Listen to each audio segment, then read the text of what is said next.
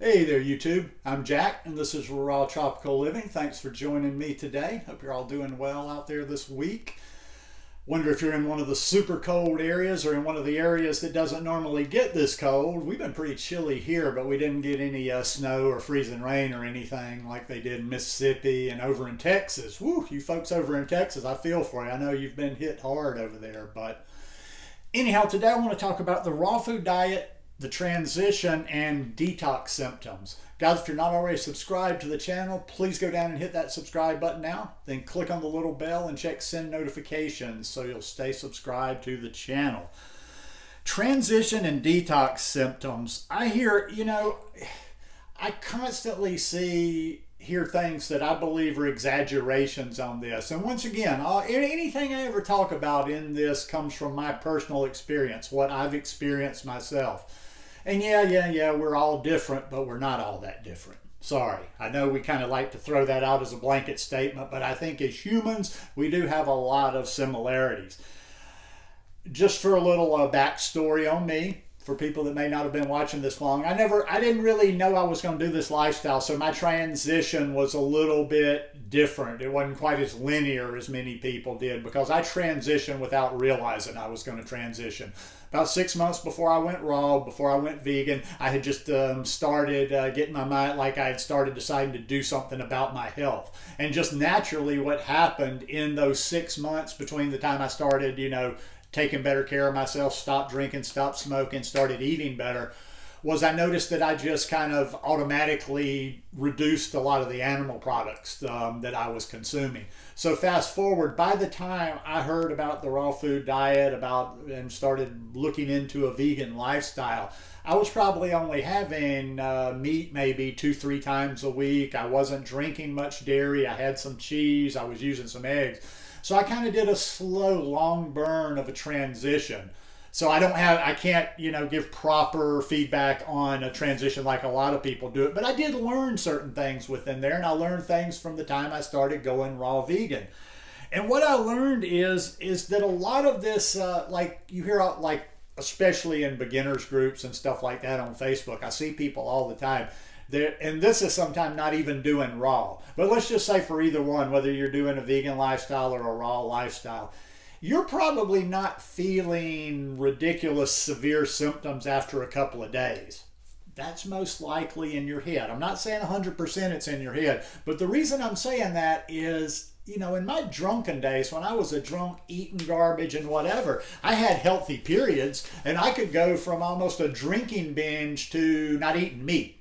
So, I saw somebody the other day online talking about, oh my God, I haven't had meat in 4 days, and they acted like their body was about to shut down. That's your imagination. That's your imagination, because if somebody who was drunk, eating bad food currently at the time could just drop it for a few days. Now, I wasn't doing it for the right reasons. I wasn't doing it for health reasons. It was usually just to dry out, but still, didn't really send me into some sort of spin. Now, there's two types of transition, and I'll kind of differentiate between the two. There's a transition for people that are not plant-based, that are not vegan, and then there's a transition to the raw part of it for people that are maybe doing more of a cooked food, plant-based diet, whether they want to go fully raw or not. Let's take that whole fully raw, just use the tools. I can give you the tools to go fully raw if you want to. If you don't, you don't. I'm not fully raw here, and I just don't put that much value on the 100% raw thing. For me personally, you do you. But with the transition, okay, if you're not even plant-based, my biggest recommendation is no, you do not want to go raw vegan overnight. You don't want to go cold turkey. That, to me, I'm sure somebody out there has done it. Somebody has gone from eating meat, eating animal products, straight to raw vegan. But I definitely don't advise that. If somebody is still eating the standard American diet, I totally recommend transitioning just to a whole food plant-based diet.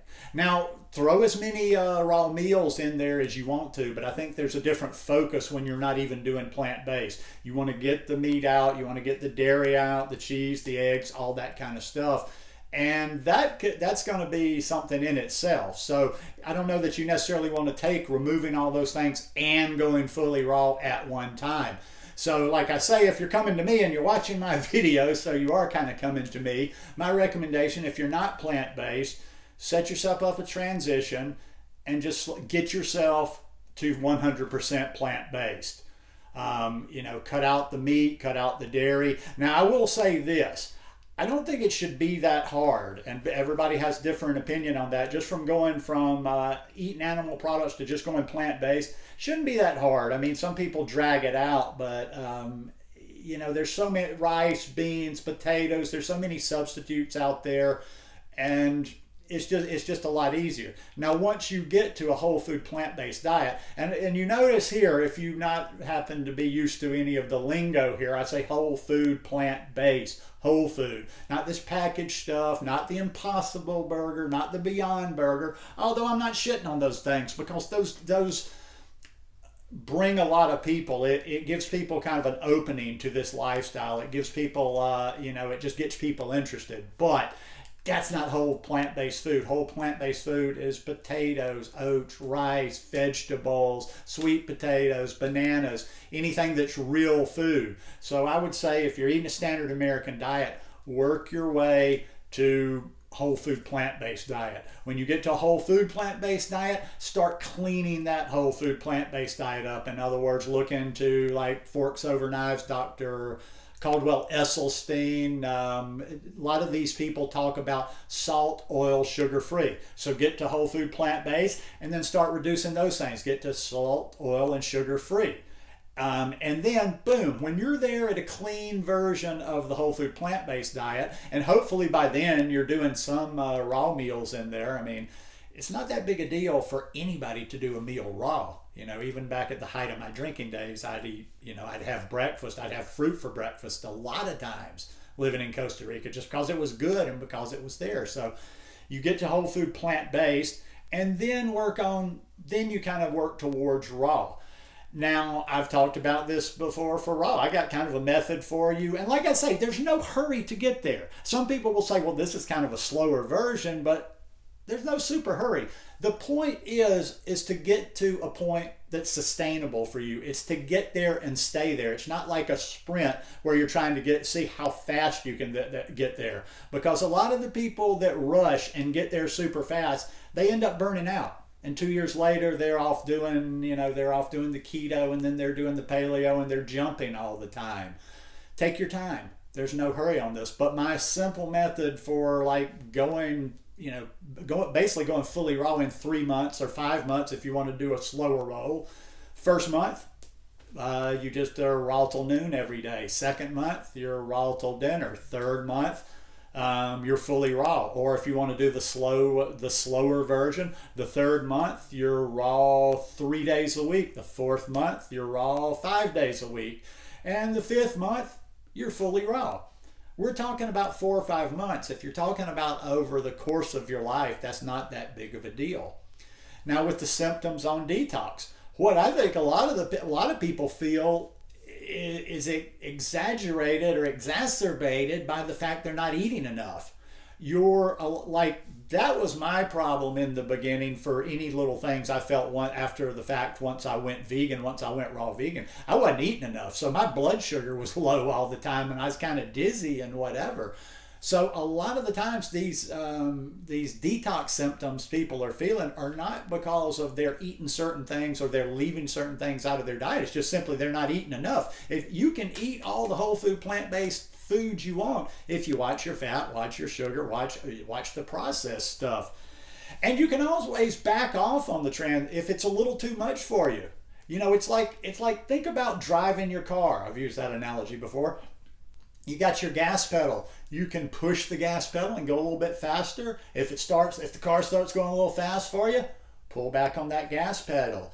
Maybe you need to eat a little bit more fat. Maybe you find you need to eat a little bit more calories. Maybe you need to, I don't know, whatever. It depends on where you are in your transition. Maybe you need to take a step back in your transition. But once again, if you get there if you use methods like this, you're going to be solid when you get there. Some people get to the raw food diet or get to a fully raw diet, but they're never really solid. They never have their feet on solid ground. They're always shaky with it. So, like I say, once again, it's always about everybody. We live in a society where we want it now. We want it now. We want it to happen tomorrow. And you see stories, and they're great for testimonials, but we see these stories all the time of the person. I hate seeing them sometimes. The person that just decided one day to do something overnight, and they lost. They went immediately raw. They lost 200 pounds. They cleared up their skin. They did this. They did that. Blah blah blah. That's more the exception. That's not the rule.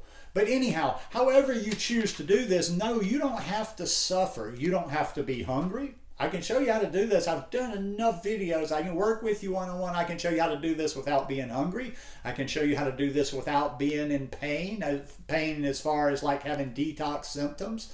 And I can show you how to do this to make it work pretty much wherever you are, because if I don't exist in a rigid, very narrow space. I appreciate options. I know people living up north can't eat the same way or don't have the same options as people down in the tropics or in Florida or in California have. So, we do the best we can. We adapt.